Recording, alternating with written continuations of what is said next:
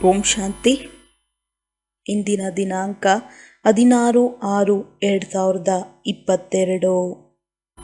ಮಧುರ ಮಕ್ಕಳೇ, ನೀವು ಯಾವುದೇ ದೇಹಧಾರಿಯ ನಾಮರೂಪದಲ್ಲಿ ಸಿಕ್ಕಿಕೊಳ್ಳಬಾರದಾಗಿದೆ. ನೀವು ಅಶರೀರಿಯಾಗಿ ತಂದೆಯನ್ನು ನೆನಪು ಮಾಡಿದಾಗ ಆಯಸ್ಸು ವೃದ್ಧಿಯಾಗುತ್ತದೆ, ನಿರೋಗಿಯಾಗುತ್ತಾ ಹೋಗುತ್ತೀರಿ. ಪ್ರಶ್ನೆ: ಬುದ್ಧಿವಂತ ಮಕ್ಕಳ ಮುಖ್ಯ ಲಕ್ಷಣಗಳೇನಿದೆ? ಉತ್ತರ: ಯಾರು ಬುದ್ಧಿವಂತರಾಗಿರುತ್ತಾರೆ ಅವರು ಮೊದಲು ಸ್ವಯಂನಲ್ಲಿ ಧಾರಣೆ ಮಾಡಿಕೊಂಡ ನಂತರ ಅನ್ಯರಿಗೆ ಧಾರಣೆ ಮಾಡಿಸುತ್ತಾರೆ. ಮೋಡಗಳು ತುಂಬಿಕೊಂಡು ಹೋಗಿ ಮಳೆ ಸುರಿಸುತ್ತವೆ, ವಿದ್ಯೆಯ ಸಮಯದಲ್ಲಿ ಆಕಳಿಸುವುದಿಲ್ಲ. ಬ್ರಾಹ್ಮಣಿಯರ ಮೇಲೆ ಜವಾಬ್ದಾರಿ ಇದೆ. ಇಲ್ಲಿ ಯಾರು ರಿಫ್ರೆಶ್ ಹೋಗಿ ಮಳೆ ಸುರಿಸುತ್ತಾರೆ ಅಂಥವರನ್ನೇ ಇಲ್ಲಿ ಕರೆದುಕೊಂಡು ಬರಬೇಕಾಗಿದೆ. ಯಾರು ಯೋಗದಲ್ಲಿ ಒಳ್ಳೆಯ ರೀತಿಯಲ್ಲಿ ಅನುಭವ ಮಾಡುತ್ತಿದ್ದು ವಾಯುಮಂಡಲವನ್ನು ಶಕ್ತಿಶಾಲಿಯನ್ನಾಗಿ ಮಾಡುವುದರಲ್ಲಿ ಸಹಯೋಗ ಕೊಡುತ್ತಾರೆ, ವಿಘ್ನಗಳನ್ನು ಹಾಕುವುದಿಲ್ಲ, ಅಂಥವರೇ ಇಲ್ಲಿ ಬರಬೇಕು. ಇಲ್ಲಿ ಸುತ್ತಮುತ್ತ ತುಂಬ ಶಾಂತಿ ಇರಬೇಕು, ಯಾವುದೇ ಪ್ರಕಾರದ ಶಬ್ದವಾಗಬಾರದು. ಗೀತೆ. ಓಂ ನಮಃ ಶಿವಾಯ. ಓಂ ಶಾಂತಿ. ಓಂ ಶಾಂತಿಯ ಅರ್ಥವನ್ನಂತೂ ತಿಳಿಸಲಾಗಿದೆಯಲ್ಲವೇ? ತಂದೆಯು ತಿಳಿಸುತ್ತಾರೆ, ಆತ್ಮ ಮತ್ತು ಪರಮಾತ್ಮ ಶಾಂತ ಸ್ವರೂಪರಾಗಿದ್ದಾರೆ. ತಂದೆ ಹೇಗಿದ್ದಾರೆಯೋ ಹಾಗೆಯೇ ಮಕ್ಕಳು ಅಂದ ಮೇಲೆ ತಂದೆಯು ಮಕ್ಕಳಿಗೆ ತಿಳಿಸುತ್ತಾರೆ, ನೀವು ಶಾಂತ ಸ್ವರೂಪರಾಗಿಯೇ ಇದ್ದೀರಿ. ಹೊರಗಡೆಯಿಂದ ಯಾವುದೇ ಶಾಂತಿ ಸಿಗುವುದಿಲ್ಲ. ಇದು ರಾವಣ ರಾಜ್ಯವಲ್ಲವೇ? ನೀವು ಈ ಸಮಯದಲ್ಲಿ ಕೇವಲ ತಂದೆಯು ನೆನಪು ಮಾಡಿ, ನಾನು ಇವರಲ್ಲಿ ವಿರಾಜಮಾನನಿದ್ದೇನೆ, ನಿಮಗೆ ಯಾವುದೇ ಮತವನ್ನು ಕೊಡುತ್ತೇನೆಯೋ ಅದರಂತೆ ನಡೆಯಿರಿ. ತಂದೆಯು ಯಾರದೇ ನಾಮರೂಪದಲ್ಲಿ ಸಿಕ್ಕಿ ಹಾಕಿಸುವುದಿಲ್ಲ. ಈ ನಾಮರೂಪವು ಶರೀರ ಹೊರಗಿನದ್ದಾಗಿದೆ. ನೀವು ಈ ರೂಪದಲ್ಲಿ ಸಿಕ್ಕಿಕೊಳ್ಳಬಾರದು. ಜಗತ್ತೆಲ್ಲವೂ ನಾಮರೂಪದಲ್ಲಿ ಸಿಕ್ಕಿ ಹಾಕಿಸುತ್ತದೆ. ತಂದೆಯು ತಿಳಿಸುತ್ತಾರೆ, ಮಕ್ಕಳೇ, ಇವರೆಲ್ಲರಿಗೂ ನಾಮರೂಪವಿದೆ, ಇವರನ್ನು ನೆನಪು ಮಾಡಬಾರದು. ತಮ್ಮ ತಂದೆಯನ್ನು ನೆನಪು ಮಾಡಿ, ಆಗ ನಿಮ್ಮ ಆಯಸ್ಸು ಸಹ ನೆನಪಿನಿಂದ ವೃದ್ಧಿಯಾಗುತ್ತದೆ, ನಿರೋಗಿಯಾಗುತ್ತೀರಿ. ಲಕ್ಷ್ಮೀ ನಾರಾಯಣರು ನಿಮ್ಮಂತೆಯೇ ಇದ್ದರು, ಕೇವಲ ಶೃಂಗರಿಸಲ್ಪಟ್ಟಿದ್ದಾರೆ. ಕೆಲವರ ಎತ್ತರ ತುಂಬ ಉದ್ದವಿದ್ದಾರೆ ಎಂದಲ್ಲ, ಮನುಷ್ಯರಂತೂ ಮನುಷ್ಯರೇ ಆಗಿರುತ್ತಾರೆ. ಆದ್ದರಿಂದ ತಂದೆ ತಿಳಿಸುತ್ತಾರೆ, ಯಾವುದೇ ದೇಹಧಾರಿಗಳನ್ನು ನೆನಪು ಮಾಡಬಾರದು, ದೇಹವನ್ನು ಮರೆಯಬೇಕಾಗಿದೆ.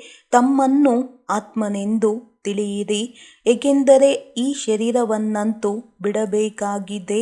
ಎರಡನೆಯ ಮಾತು, ಈಗ ತಪ್ಪು ಮಾಡಬಾರದು. ವಿಕರ್ಮಗಳ ಹೊರೆಯು ತಲೆಯ ಮೇಲೆ ಬಹಳಷ್ಟಿದೆ, ತುಂಬ ದೊಡ್ಡ ಹೊರೆಯಿದೆ. ಇದು ಒಬ್ಬ ತಂದೆಯ ನೆನಪಿನ ವಿನಃ ಕಡಿಮೆಯಾಗಲು ಸಾಧ್ಯವಿಲ್ಲ. ತಂದೆಯು ತಿಳಿಸಿದ್ದಾರೆ, ಯಾರು ಎಲ್ಲರಿಗಿಂತ ಶ್ರೇಷ್ಠ ಪಾವನರಾಗುತ್ತಾರೆ ಅವರೇ ಮತ್ತೆ ಎಲ್ಲರಿಗಿಂತ ಪತಿತರಾಗುತ್ತಾರೆ. ಇದರಲ್ಲಿ ಆಶ್ಚರ್ಯ ಪಡಬಾರದು. ತಮ್ಮನ್ನು ನೋಡಿಕೊಳ್ಳಬೇಕು, ತಂದೆಯನ್ನು ನೆನಪು ಮಾಡಬೇಕಾಗಿದೆ. ಎಷ್ಟು ಸಾಧ್ಯವಾಗುತ್ತದೆಯೋ ತಂದೆಯನ್ನು ನೆನಪು ಮಾಡಿ, ಇದು ತುಂಬ ಸಹಜವಾಗಿದೆ. ಇವರು ಇಷ್ಟು ಪ್ರಿಯ ತಂದೆಯಾಗಿದ್ದಾರೆ, ಆದ್ದರಿಂದ ಹೇಳುತ್ತಾ ಕುಳಿತುಕೊಳ್ಳುತ್ತಾ ನೆನಪು ಮಾಡಬೇಕಾಗಿದೆ. ಯಾರನ್ನು ಪತಿತ ಪಾವನ ಬನ್ನಿ ಎಂದು ಕರೆಯುತ್ತೀರಿ ಅವರ ಮೇಲೆ ಪ್ರತಿ ಶ್ವಾಸದ ಪ್ರೀತಿ ಇರುವುದಿಲ್ಲ. ಆದರೂ ಸಹ ಪ್ರೀತಿಯಂತೂ ತಮ್ಮ ಪತಿ, ಮಕ್ಕಳು ಮುಂತಾದವರೊಂದಿಗೆ ಇರುತ್ತದೆ. ಕೇವಲ ಪತಿತ ಪಾವನ ಬನ್ನಿ ಎಂದು ಹೇಳುತ್ತಿದ್ದೀರಿ. ತಂದೆಯು ಹೇಳುತ್ತಾರೆ, ಮಕ್ಕಳೇ, ನಾನು ಕಲ್ಪದ ಸಂಗಮ ಯುಗದಲ್ಲಿ ಬರುತ್ತೇನೆ. ರುದ್ರಜ್ಞಾನ ಯಜ್ಞವೆಂದು ಗಾಯನವಿದೆ. ಕೃಷ್ಣನಂತೂ ಸತ್ಯಯುಗದ ರಾಜಕುಮಾರನಾಗಿದ್ದಾನೆ. ಕೃಷ್ಣನು ಮತ್ತೆ ಅದೇ ನಾಮ ರೂಪ ದೇಶ ಕಾಲವನ್ನು ಬಿಟ್ಟು ಬೇರೆ ಸಮಯದಲ್ಲಿ ಬರಲು ಸಾಧ್ಯವಿಲ್ಲ. ನೆಹರು ಅದೇ ರೂಪದಲ್ಲಿ ಅದೇ ಸ್ಥಾನದಲ್ಲಿ ಮತ್ತೆ ಕಲ್ಪದ ನಂತರ ಬರುತ್ತಾರೆ. ಹಾಗೆಯೇ ಶ್ರೀಕೃಷ್ಣನೂ ಸಹ ಸತ್ಯಯುಗದಲ್ಲಿ ಬರುತ್ತಾನೆ. ಈ ಯಜ್ಞದ ಹೆಸರೇ ರುದ್ರಜ್ಞಾನ ಯಜ್ಞ, ರಾಜಸ್ವ ಅಶ್ವಮೇಧ ಯಜ್ಞ ಎಂದಾಗಿದೆ. ರಾಜ್ಯಭಾಗ್ಯಕ್ಕಾಗಿ ಬಲಿಹಾರಿ ಆಗುವುದು ಎಂದರೆ ತಂದೆಯ ಮಕ್ಕಳಾಗುವುದಾಗಿದೆ. ತಂದೆಯ ಮಕ್ಕಳಾಗಿದ್ದೀರಿ ಅಂದ ಮೇಲೆ ಅವರೊಬ್ಬರನ್ನೇ ನೆನಪು ಮಾಡಬೇಕು. ಹದ್ದಿನಿಂದ ಬುದ್ಧಿಯನ್ನು ತೆಗೆದು ಬೇಹದ್ದಿನೊಂದಿಗೆ ಜೋಡಿಸಬೇಕಾಗಿದೆ. ಇವರು ತುಂಬ ದೊಡ್ಡ ತಂದೆಯಾಗಿದ್ದಾರೆ. ತಂದೆಯು ಬಂದು ಏನು ಕೊಡುತ್ತಾರೆಂದು ನೀವು ಮಕ್ಕಳಿಗೆ ತಿಳಿದುಕೊಂಡಿದ್ದೀರಿ. ಬೇಹದ್ದಿನ ತಂದೆಯು ನಿಮಗೆ ಬೇಹದ್ದಿನ ಆಸ್ತಿಯನ್ನು ಕೊಡುತ್ತಿದ್ದಾರೆ. ಇದನ್ನು ಮತ್ಯಾರೂ ಕೊಡುವುದಿಲ್ಲ. ಮನುಷ್ಯರಂತೂ ಒಬ್ಬರನ್ನೊಬ್ಬರು ಹೊಡೆಯುತ್ತಾ ಸಾಯಿಸುತ್ತಿರುತ್ತಾರೆ. ಮೊದಲು ಈ ರೀತಿ ಆಗುತ್ತಿರಲಿಲ್ಲ. ನೀವು ತಿಳಿದುಕೊಂಡಿದ್ದೀರಿ. ತಂದೆಯು ಮತ್ತೆ ಬಂದಿದ್ದಾರೆ. ಕಲ್ಪಕಲ್ಪದ ಸಂಗಮಯುಗ ಯಾವಾಗ ಹೊಸ ಪ್ರಪಂಚದ ಸ್ಥಾಪನೆ ಮಾಡಬೇಕಾಗಿದೆ ಆಗ ನಾನು ಬರುತ್ತೇನೆಂದು ಹೇಳುತ್ತಾರೆ. ಹೊಸ ಪ್ರಪಂಚ, ಹೊಸ ರಾಮರಾಜ್ಯ ಬೇಕೆಂದು ಬೇಡುತ್ತಾರೆ. ಅಲ್ಲಿ ಸುಖ ಸಂಪತ್ತು ಎಲ್ಲವೂ ಇರುತ್ತದೆ. ಜಗಳ ಮಾಡುವವರೂ ಸಹ ಯಾರೂ ಇರುವುದಿಲ್ಲ. ಶಾಸ್ತ್ರಗಳಲ್ಲಂತೂ ಸತ್ಯಯುಗ ತ್ರೇತಾಯುಗವನ್ನೂ ಸಹ ನರಕವನ್ನಾಗಿ ಮಾಡಿಬಿಟ್ಟಿದ್ದಾರೆ. ಇದು ತಪ್ಪಾಗಿದೆ ಎಲ್ಲವೇ. ಅವರು ಅಸತ್ಯವನ್ನೇ ತಿಳಿಸುತ್ತಾರೆ. ತಂದೆಯು ಸತ್ಯವನ್ನೇ ತಿಳಿಸುತ್ತಾರೆ. ತಂದೆ ತಿಳಿಸುತ್ತಾರೆ, ನೀವು ನನ್ನನ್ನು ಸತ್ಯ ಎಂದು ಹೇಳುತ್ತೀರಲ್ಲವೇ, ನಾನು ಬಂದು ಸತ್ಯ ಕಥೆಯನ್ನು ತಿಳಿಸುತ್ತೇನೆ. 5000 ವರ್ಷಗಳ ಮೊದಲು ಭಾರತದಲ್ಲಿ ಯಾರ ರಾಜ್ಯವಿತ್ತು ಎನ್ನುವುದನ್ನು ಮಕ್ಕಳು ತಿಳಿದುಕೊಂಡಿದ್ದೀರಿ.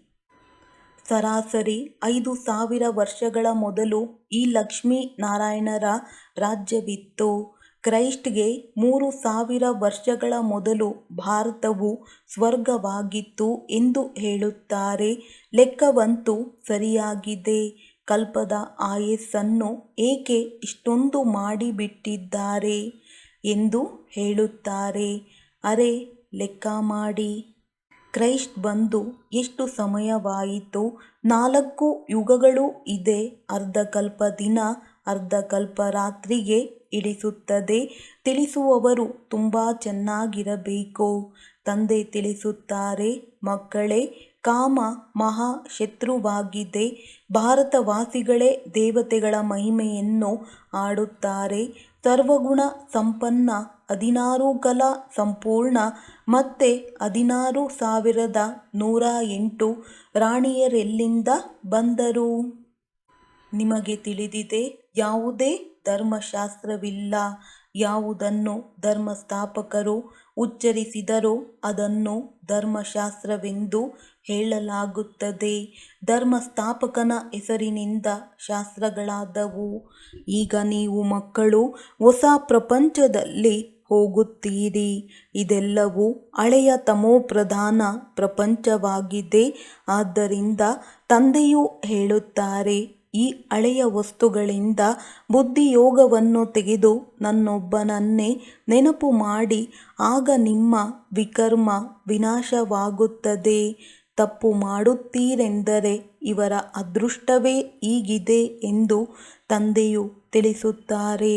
ಇದು ಬಹಳ ಸಹಜ ಮಾತುಗಳಾಗಿವೆ. ಇದನ್ನು ನಿಮ್ಮ ತಿಳುವಳಿಕೆಯಲ್ಲಿ ಬರುವುದಿಲ್ಲವೇ? ಎಲ್ಲ ಕಡೆಯಿಂದ ಮೋಹವನ್ನು ತೆಗೆದು ಒಬ್ಬ ತಂದೆಯನ್ನು ನೆನಪು ಮಾಡಿ. 21 ಜನ್ಮಗಳಿಗೋಸ್ಕರ ನಿಮಗೆ ಮತ್ತೆ ಯಾವುದೇ ದುಃಖವಿರುವುದಿಲ್ಲ. ಅಲ್ಲಿ ನೀವು ಇಷ್ಟೊಂದು ಕುಬ್ಜೆಯರು ಮುಂತಾದವರು ಆಗುವುದಿಲ್ಲ. ಅಲ್ಲಂತೂ ಪೂರ್ಣ ಆಯಸ್ಸು ಇರುತ್ತದೆ. ಕೇವಲ ಒಂದು ಶರೀರವನ್ನು ಬಿಟ್ಟು ಇನ್ನೊಂದು ತೆಗೆದುಕೊಳ್ಳಬೇಕೆಂದು ತಿಳಿಯುತ್ತಾರೆ. ಹೇಗೆ? ಸರ್ಪದ ಉದಾಹರಣೆ ಇದೆ. ಪ್ರಾಣಿಗಳ ಉದಾಹರಣೆಯನ್ನು ಕೊಡಬಹುದು. ಅವಶ್ಯವಾಗಿ ಅವುಗಳಿಗೆ ತಿಳಿದಿರುತ್ತದೆ. ವರ್ತಮಾನ ಸಮಯದಲ್ಲಿ ಪ್ರಾಣಿಗಳಿಗೂ ಸಹ ಮನುಷ್ಯರಿಗಿಂತ ಹೆಚ್ಚಿನ ಬುದ್ಧಿ ಇರುತ್ತದೆ. ಭ್ರಮರಿಯ ಉದಾಹರಣೆಯೂ ಸಹ ಇಲ್ಲಿಯದ್ದಾಗಿದೆ. ಅದು ಕೀಟವನ್ನು ಹೇಗೆ ತೆಗೆದುಕೊಂಡು ಹೋಗುತ್ತದೆ. ಈಗ ನಿಮ್ಮ ಸುಖದ ದಿನಗಳು ಬರುತ್ತಿದೆ. ಕೆಲವು ಮಕ್ಕಳು ಹೇಳುತ್ತಾರೆ, ಬಾಬಾ, ನಾವು ಪವಿತ್ರರಾಗಿರುತ್ತೇವೆ, ಆದ್ದರಿಂದ ತುಂಬ ಪೆಟ್ಟನ್ನು ತಿನ್ನಬೇಕಾಗುತ್ತದೆ. ತಂದೆಯು ಹೇಳುತ್ತಾರೆ, ಹೌದು ಮಕ್ಕಳೇ, ಸಹನೆ ಮಾಡಲೇಬೇಕಾಗಿದೆ. ಅಬಲೆಯರ ಮೇಲೆ ಅತ್ಯಾಚಾರವಾಗುತ್ತದೆ ಎಂಬ ಗಾಯನವಿದೆ. ಅತ್ಯಾಚಾರ ಮಾಡಬೇಕು, ಆಗಲೇ ಅವರ ಪಾಪದ ಕೊಡ ತುಂಬುತ್ತದೆ. ರುದ್ರಜ್ಞಾನ ಯಜ್ಞದಲ್ಲಿ ಅನೇಕ ವಿಘ್ನಗಳಂತೂ ಬೀಳುತ್ತವೆ. ಅಬಲೆಯರ ಮೇಲೆ ಅತ್ಯಾಚಾರವಾಗುತ್ತದೆ. ಶಾಸ್ತ್ರಗಳಲ್ಲಿ ಗಾಯನವಿದೆ. ಮಕ್ಕಳು ಹೇಳುತ್ತಾರೆ, ಬಾಬಾ, ಇಂದಿನಿಂದ 5000 ವರ್ಷಗಳ ಮೊದಲು ತಮ್ಮೊಂದಿಗೆ ಮಿಲನ ಮಾಡಿದ್ದೆವು. ಸ್ವರ್ಗದ ಆಸ್ತಿಯನ್ನು ತೆಗೆದುಕೊಂಡಿದ್ದೆವು. ಮಹಾರಾಜ ಮಹಾರಾಣಿ ಆಗಿದ್ದೆವು. ಅದಕ್ಕೆ ತಂದೆಯು ಹೇಳುತ್ತಾರೆ, ಹೌದು ಮಗು, ಇಷ್ಟು ಪುರುಷಾರ್ಥ ಮಾಡಲೇಬೇಕಾಗುತ್ತದೆ. ಶಿವತಂದೆಯನ್ನು ನೆನಪು ಮಾಡಬೇಕು. ಬ್ರಹ್ಮ ಇವರನ್ನಲ್ಲ, ಇವರು ಗುರುವಲ್ಲ. ಈಗ ಇವರ ಕಿವಿಗಳೂ ಸಹ ಕೇಳುತ್ತವೆ. ನಾನು ನಿಮ್ಮ ತಂದೆ, ಟೀಚರ್, ಸದ್ಗುರು ಆಗಿದ್ದೇನೆ. ನನ್ನ ಮುಖಾಂತರ ಕಲಿತು ಅನ್ಯರಿಗೆ ಕಲಿಸುತ್ತಾರೆ. ಸರ್ವರ ತಂದೆ ಅವರೊಬ್ಬರೇ ಆಗಿದ್ದಾರೆ. ನಮಗೂ ಕಲಿಸುವವರು ಅವರೇ ಆಗಿದ್ದಾರೆ. ಆದ್ದರಿಂದ ಬೇಹದ್ದಿನ ತಂದೆಯನ್ನು ನೆನಪು ಮಾಡಬೇಕಾಗಿದೆ. ವಿಷ್ಣುವಿಗಾಗಲಿ ಅಥವಾ ಬ್ರಹ್ಮನಿಗಾಗಲಿ ಪತಿಯರ ಪತಿ ಎಂದು ಹೇಳುತ್ತಾರೆಯೇ? ಶಿವತಂದೆಗೆ ಪತಿಯರ ಪತಿ ಎಂದು ಹೇಳಲಾಗುವುದು. ಅಂದಮೇಲೆ ಅವರನ್ನು ಏಕೆ ಹಿಡಿದುಕೊಳ್ಳಬಾರದು?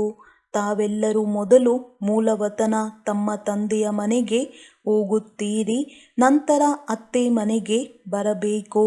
ಮೊದಲು ಶಿವಬಾಬನ ಮುಂದೆ ಶರಣಾಗಬೇಕು, ನಂತರ ಸತ್ಯಯುಗದಲ್ಲಿ ಬರುತ್ತೀರಿ. ಇದು ಎಷ್ಟು ಸಹಜವಾದ ನಯಾ ಪೈಸೆಯ ಮಾತಾಗಿದೆ. ಎಲ್ಲಿ ಯಾರೂ ತೂಕಡಿಸುತ್ತಿಲ್ಲವೇ ಎಂದು ಬಾಬಾ ಎಲ್ಲ ಕಡೆಯ ಮಕ್ಕಳನ್ನು ನೋಡುತ್ತಾರೆ.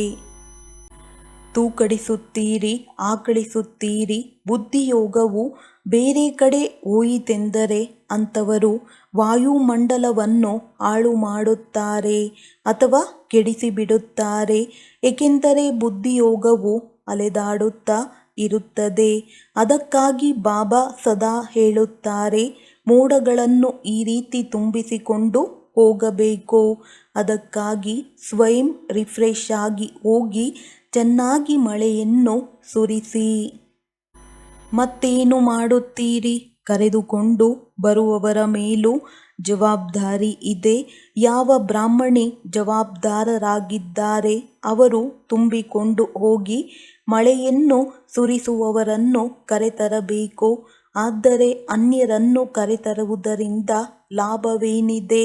ಧಾರಣೆ ಮಾಡಿಕೊಂಡು ನಂತರ ಧಾರಣೆ ಮಾಡಿಸಬೇಕು. ಪರಿಶ್ರಮ ಪಡಬೇಕು. ಯಾವ ಭಂಡಾರದಿಂದ ತಿನ್ನುತ್ತಾರೆ ಅವರ ಕಾಲಕಂಟಕಗಳು ದೂರವಾಗಿ ಬಿಡುತ್ತದೆ. ಯಾರು ಯೋಗದಲ್ಲಿಯೂ ಚೆನ್ನಾಗಿ ಇರುತ್ತಾರೆ ಅಂಥವರೇ ಇಲ್ಲಿಗೆ ಬರಬೇಕು. ಇಲ್ಲವೆಂದರೆ ವಾಯುಮಂಡಲವನ್ನು ಕೆಡಿಸಿಬಿಡುತ್ತಾರೆ. ಈ ಸಮಯದಲ್ಲಂತೂ ಬಹಳ ಎಚ್ಚರಿಕೆಯಿಂದ ಇರಬೇಕು. ಫೋಟೋ ತೆಗೆಸಿಕೊಳ್ಳುವ ಅವಶ್ಯಕತೆ ಇಲ್ಲ. ಎಷ್ಟು ಸಾಧ್ಯವೋ ಅಷ್ಟು ತಂದೆಯ ನೆನಪಿನಲ್ಲಿದ್ದು ಯೋಗದಾನ ಮಾಡಬೇಕು. ಸುತ್ತಮುತ್ತ ಬಹಳ ಶಾಂತಿ ಇರಬೇಕು. ಆಸ್ಪತ್ರೆಯು ಸದಾ ಬಹಳ ದೂರದಲ್ಲಿ ಏಕಾಂತದಲ್ಲಿರುತ್ತದೆ. ಅಲ್ಲಿ ಶಬ್ದವೇ ಇರಬಾರದು. ರೋಗಿಗಳಿಗೆ ಶಾಂತಿ ಬೇಕಾಗಿರುತ್ತದೆ. ನಿಮಗೆ ಡೈರೆಕ್ಷನ್ ಸಿಗುತ್ತದೆ. ಏನೆಂದರೆ ಅಂತಹ ಶಾಂತಿಯಲ್ಲಿರುವುದು. ತಂದೆಯನ್ನು ನೆನಪು ಮಾಡುವುದು ನಿಜವಾದ ಶಾಂತಿಯಾಗಿದೆ. ಬಾಕಿ ಎಲ್ಲವೂ ಕೃತಕವಾದುದಾಗಿದೆ. ಅವರು 2 ನಿಮಿಷ ಡೆಡ್ ಸೈಲೆನ್ಸ್ ಎಂದು ಹೇಳುತ್ತಾರಲ್ಲವೇ. ಆದರೆ ಆ 2 ನಿಮಿಷದಲ್ಲಿಯೂ ಬುದ್ಧಿಯೋಗವು ಎಲ್ಲೆಲ್ಲಿ ಹೋಗಿರುತ್ತದೆಯೋ ಗೊತ್ತಿಲ್ಲ. ಒಬ್ಬರಿಗೂ ಸತ್ಯವಾದ ಶಾಂತಿ ಇಲ್ಲ. ನೀವು ನಿರ್ಲಿಪ್ತರಾಗಿ ಬಿಡುವಿರಿ. ಬಾಕಿ ತೂಕಡಿಸುತ್ತಾ ಶಾಂತಿಯಲ್ಲಿ ಇರುವುದು ಸತ್ಯವಾದ ಶಾಂತಿಯಿಲ್ಲ. ಹೇಳುತ್ತಾರೆ 3 ನಿಮಿಷ ಸೈಲೆನ್ಸ್ ಅಶರೀರಿಭವ. ಈ ರೀತಿ ಹೇಳುವ ಶಕ್ತಿಯು ಬೇರೆ ಯಾರಲ್ಲಿಯೂ ಇಲ್ಲ. ತಂದೆಯ ಮಹಾವಾಕ್ಯವಾಗಿದೆ, ಮುದ್ದು ಮಕ್ಕಳೇ, ನನ್ನನ್ನು ನೆನಪು ಮಾಡುವುದರಿಂದ ನಿಮ್ಮ ಜನ್ಮ ಜನ್ಮಾಂತರಗಳ ಪಾಪವು ಭಸ್ಮವಾಗಿ ಬಿಡುತ್ತದೆ. ಇಲ್ಲವೆಂದರೆ ಪದವಿಯು ಭ್ರಷ್ಟವಾಗುತ್ತದೆ ಮತ್ತು ಶಿಕ್ಷೆಯನ್ನು ಭೋಗಿಸಬೇಕಾಗುತ್ತದೆ. ಶಿವತಂದೆಯ ಶ್ರೀಮತದಂತೆ ನಡೆಯುವುದರಲ್ಲಿಯೇ ಕಲ್ಯಾಣವಿದೆ. ತಂದೆಯನ್ನು ನಿರಂತರ ನೆನಪು ಮಾಡಬೇಕು. ಎಷ್ಟು ಸಾಧ್ಯವೋ ಅಷ್ಟು ಅತಿ ಮಧುರ ತಂದೆಯನ್ನು ನೆನಪು ಮಾಡುತ್ತೀರಿ. ವಿದ್ಯಾರ್ಥಿಗಳು ತನ್ನ ಶಿಕ್ಷಕನ ಗೌರವ ಕಾಪಾಡಲು ಬಹಳ ಚಿಂತೆ ಇರಬೇಕು.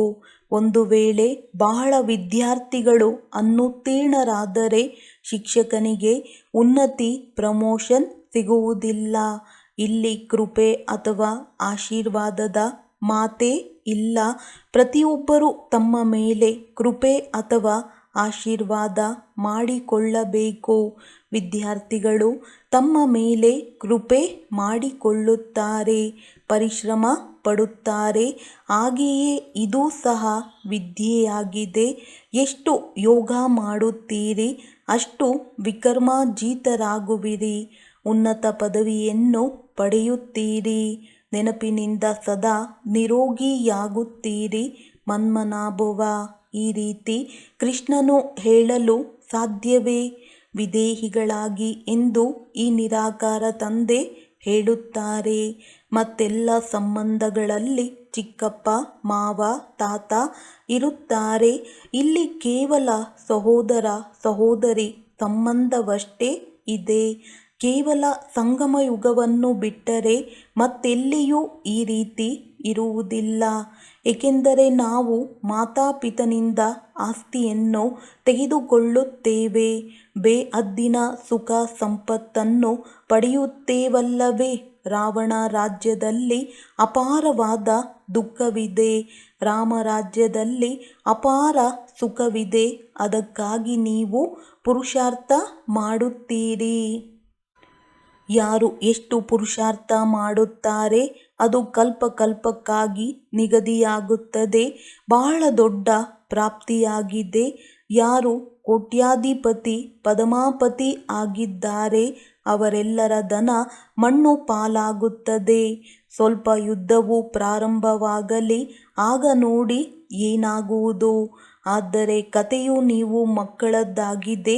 ಸತ್ಯ ಕಥೆಯನ್ನು ಕೇಳಿ ನೀವು ಮಕ್ಕಳು ಸತ್ಯಖಂಡದ ಮಾಲೀಕರಾಗುವಿರಿ. ಇದಂತೂ ಪಕ್ಕಾ ನಿಶ್ಚಯವಿದೆಯಲ್ಲವೇ. ನಿಶ್ಚಯವಿಲ್ಲದೆ ಇಲ್ಲಿ ಯಾರೂ ಸಹ ಬರಲು ಸಾಧ್ಯವಿಲ್ಲ. ನೀವು ಮಕ್ಕಳು ಯಾವುದೇ ತಪ್ಪುಗಳನ್ನು ಮಾಡಬಾರದು. ಹೇಗೆ ಮೊಮ್ಮ ಬಾಬಾ ಆಸ್ತಿಯನ್ನು ತೆಗೆದುಕೊಳ್ಳುತ್ತಾರೆ ಹಾಗೆಯೇ ನೀವು ತಂದೆಯಿಂದ ಪೂರ್ಣ ಆಸ್ತಿಯನ್ನು ತೆಗೆದುಕೊಳ್ಳಬೇಕು. ಒಳ್ಳೆಯದು.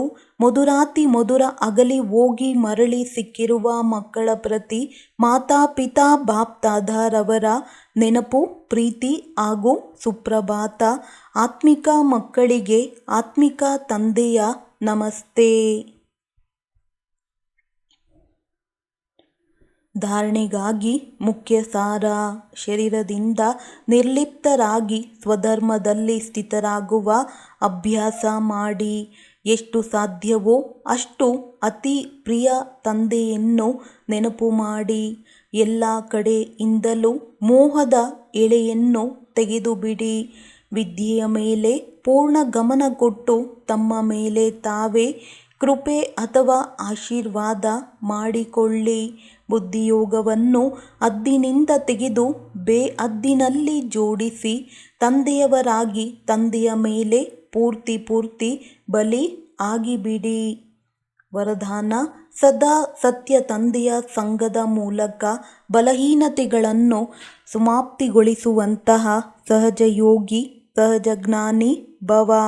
ಯಾವಾಗ ಸತ್ಯ ತಂದೆಯ ಸಂಘದಿಂದ ದೂರವಾಗಿ ಬಿಡುತ್ತಾರೆಯೋ ಆಗಲೇ ಯಾವುದೇ ಬಲಹೀನತೆಯು ಬರುತ್ತದೆ ಹಾಗೂ ಅನ್ಯರ ಸಂಘದ ರಂಗೇರುತ್ತದೆ.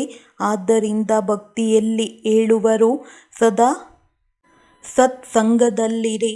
ಸತ್ಸಂಗ ಎಂದರೆ ಸದಾ ತಂದೆಯ ಸಂಘದಲ್ಲಿರುವುದು.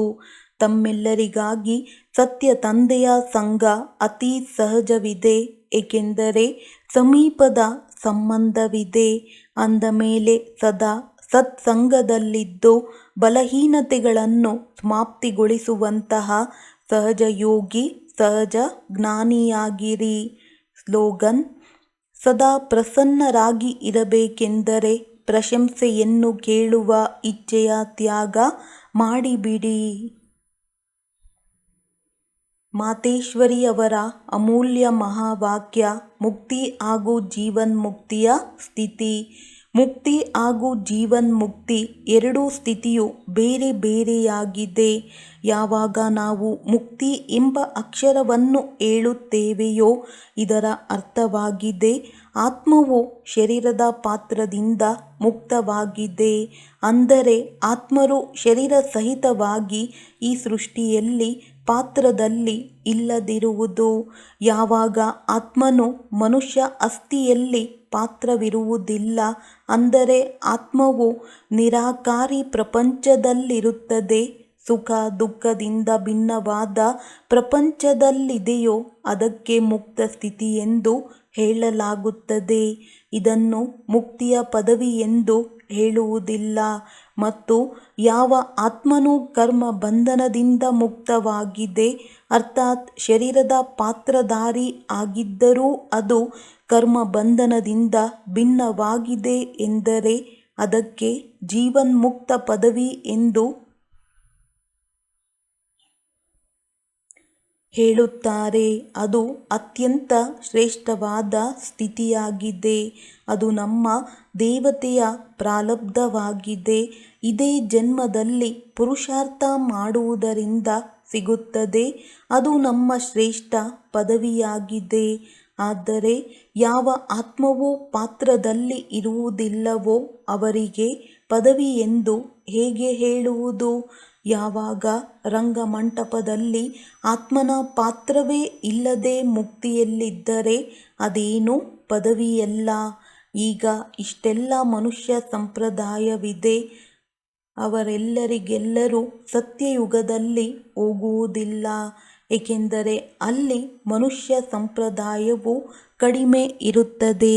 ಅಂದ ಮೇಲೆ ಯಾರೆಷ್ಟು ಪ್ರಭುವಿನ ಜೊತೆ ಸಂಬಂಧವನ್ನಿಡುತ್ತಾ ಕರ್ಮಾತೀತರಾಗುವರೋ ಅವರು ಸತ್ಯಯುಗಿ ಜೀವನ್ಮುಕ್ತಿ ದೇವಿ ದೇವತಾ ಪದವಿಯನ್ನು ಪಡೆಯುತ್ತಾರೆ. ಉಳಿದಂತೆ ಯಾರು ಧರ್ಮರಾಜನ ಶಿಕ್ಷೆಯನ್ನನುಭವಿಸಿ ಕರ್ಮ ಬಂಧನದಿಂದ ಶುದ್ಧವಾಗಿ ಮುಕ್ತಿಧಾಮದಲ್ಲಿ ಹೋಗುತ್ತಾರೆಯೋ ಅವರು ಮುಕ್ತಿಯಲ್ಲಿರುತ್ತಾರೆ.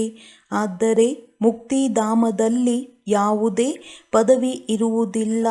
ಅವರ ಪಾತ್ರವು ಪುರುಷಾರ್ಥವಿಲ್ಲದೆಯೇ ಸಮಯದಲ್ಲಿ ಸ್ವತಃವಾಗಿಯೇ ಸಿಗುವುದು. ಯಾವ ಮನುಷ್ಯರಲ್ಲಿ ದ್ವಾಪರದಿಂದ ಕಲಿಯುಗದ ಅಂತ್ಯದವರೆಗೂ ಬಯಕೆಯು ಉತ್ಪನ್ನವಾಗುತ್ತಾ ಬಂದಿದೆ, ನಾವು ಜನನ ಮರಣದ ಚಕ್ರದಲ್ಲಿ ಬರಬಾರದು. ಆ ಆಸೆ ಈಗ ಪೂರ್ಣವಾಗುತ್ತದೆ. ಅಂದರೆ ಸರ್ವ ಆತ್ಮರು ಮುಕ್ತಿಧಾಮಕ್ಕೆ ಅವಶ್ಯವಾಗಿ ಹೋಗಿ ಬರಬೇಕಾಗಿದೆ. ಒಳ್ಳೆಯದು. ಓಂ ಶಾಂತಿ.